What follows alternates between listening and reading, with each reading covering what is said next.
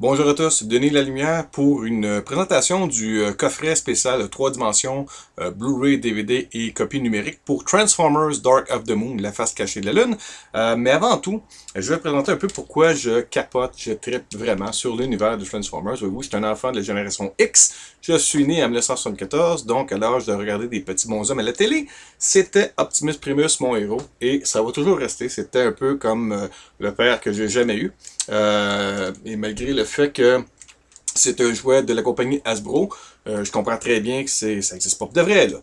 Mais les qualités du personnage mis à l'intérieur de cette petite figurine-là est perçue par des millions de personnes à travers le monde. C'est pour ça que ça fait autant d'argent.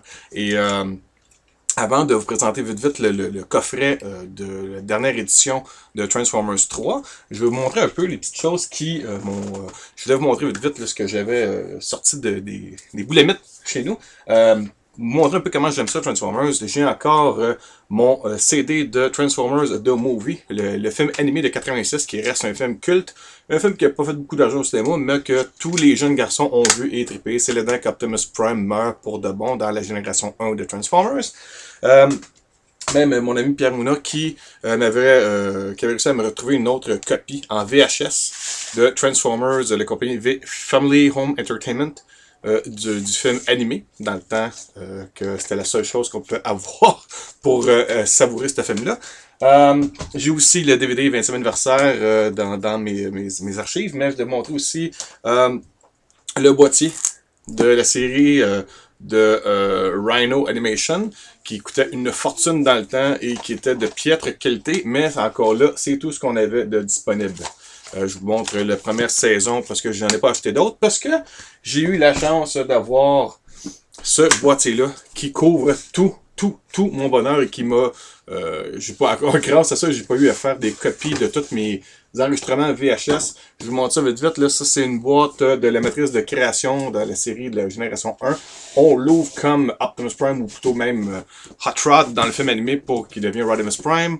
On ouvre le boîtier ici, qui loge toutes les sources des anciens chefs Autobots, pour découvrir tous les boîtiers des 4 saisons de la série 1 de Transformers. C'est un des plus beaux coffrets que je détiens. Et ça, si je pars, si ma maison tombe en feu, il faut que je sorte ça de la maison avant de sortir le chat et chien. Ça, c'est pour le côté animé. Je vais peut-être même vous montrer quand il y a eu le film qui a été annoncé pour...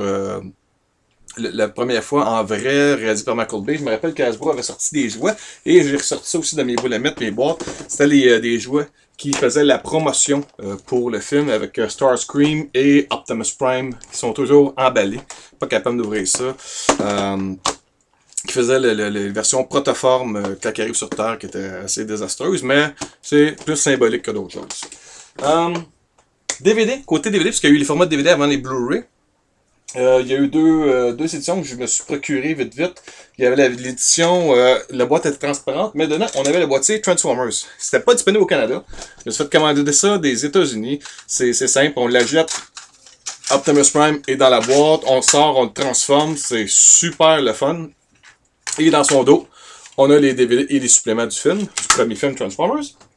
Il y avait même une édition, je me rappelle bien, il me semble qu'il y avait Bumblebee aussi. J'ai pas pu me procurer celui-là, mais j'avais Megatron qui était très laid, mais encore là, c'était mon côté fanatique qui a pris là-dessus. Avec le boîtier qu'on transforme en super laid Megatron, avec encore là en arrière les boîtiers, les disques DVD et du film et du supplément.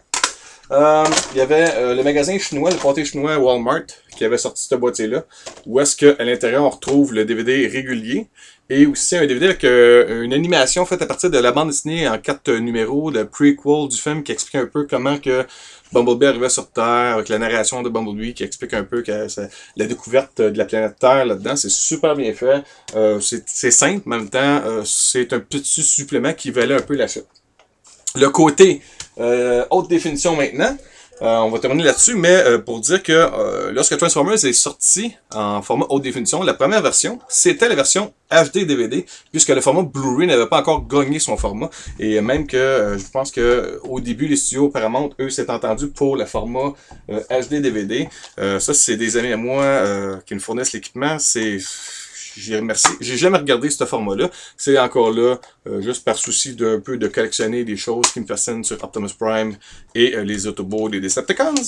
Le même boîtier est très très pareil, c'est les mêmes suppléments, sauf que tout est en haute définition là-dessus pour le premier film de Transformers en Blu-ray.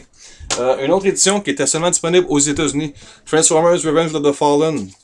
La boîte, elle est noire comparativement à l'autre boîte régulière. Celle-ci représente ou offre la version IMAX avec quelques scènes qu'on a plein écran au lieu avec widescreen. Je trouvais que ça valait la peine, puis ça m'a pas coûté cher. J'ai été magasiné à Plattsburgh, puis je me suis procuré cette édition-là que je regrette vraiment pas.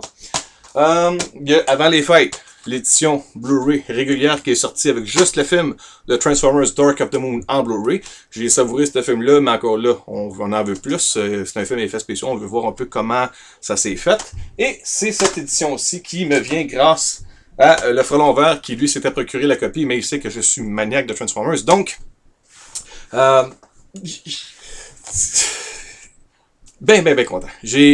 J'ai pas la chance d'avoir l'écran 3D encore. Dès que j'ai ça, c'est sûr que c'est le premier film que je me tape où je vais me traîner ce film-là. Puis lorsque je vais arriver chez quelqu'un qui aura le film en 3D, je vais pouvoir le mettre en jeu. Là-dedans, on a 4 disques, dont le Blu-ray du film. Les suppléments, qui sont extraordinaires. Il y a le DVD avec les copies numériques aussi. Alors, et le Blu-ray 3D, ici, inclus. Si je peux me nommer un peu les suppléments qui existent dedans, on a sur toutes les coutures, examen en profondeur de la face cachée de la Lune, on a terrain connu, le futur de la NASA autrefois et aujourd'hui, Chicago déconstruit, séquence multi-angle, l'art de Cybertron et plusieurs autres effets spéciaux.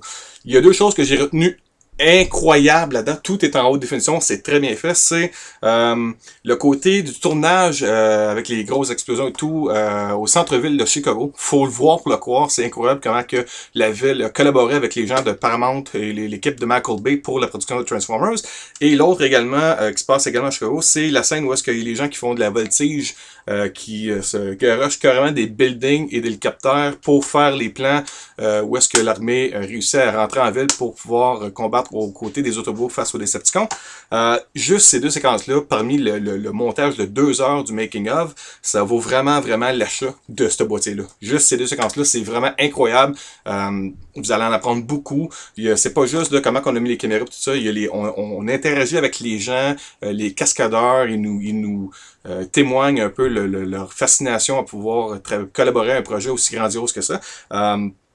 Et bien sûr, il y a toujours le côté des critiques qui s'amusent à massacrer ce genre de films-là. Moi, je vous dis, c'est pas pour eux. C'est pas le public cible. Et ces films-là, si vous comparez à plusieurs autres films du genre, sont parmi la crème de la crème. Je vais même pas le dire. D'ailleurs, même, je l'ai dit dans un podcast précédent, les critiques qui ont mis leur top 10 des meilleurs films et le top 10 des pires films de 2011, ce film-là c'est pas retrouvé ni dans les meilleurs ni dans les pires. Et c'est quand même surprenant. Je pense que les gens ont tout simplement une petite gêne de le mettre dans les 10 films qui les ont les plus surpris. Visuellement, c'est incroyable. Regardez juste la dernière heure de ce film-là. On est sur le bout de notre siège du début à la fin. Pour vous dire aussi que la date du 29 juin 2014, c'est confirmé. Michael Bay va réaliser le 4e film de Transformers. Je vous l'avais dit, il va y en avoir d'autres. De mon côté, j'espère l'arrivée des Quintessons sur Terre. Les designs des Quintessons fait très parfait avec l'univers de Michael Bay. J'aimerais l'arrivée de Grimlock pour les Dinobots. On pourrait amener même le jeune Hot Rod, le petit côté délinquant, adolescent de Hot Rod qui pourrait prendre la place d'Optimus Prime. Toutes ces choses-là sont possibles. On n'a pas encore vu les Stunticons, les Aerobots. Il y a plusieurs autres personnages hyper intéressants qu'on peut mettre dans la mythologie, dans la franchise de Transformers. Moi, je m'attends pas à ce que ça arrête là. Je suis pas sûr qu'il va y avoir un 4, un 5, un 6 de Transformers. Tant longtemps que ça va faire de l'argent et que Hasbro va générer des profits avec ça. Et Paramount, on est en voiture pour voir plusieurs films à chaque 2-3 ans de Transformers. C'est sûr que Michael Bay va pas nécessairement faire des films tout le temps en tant que réalisateur, mais il va toujours être en arrière en tant que producteur. Ça paye. Là-dessus, de la lumière pour le coffret 3D de Transformers Dark of the Moon. Au revoir.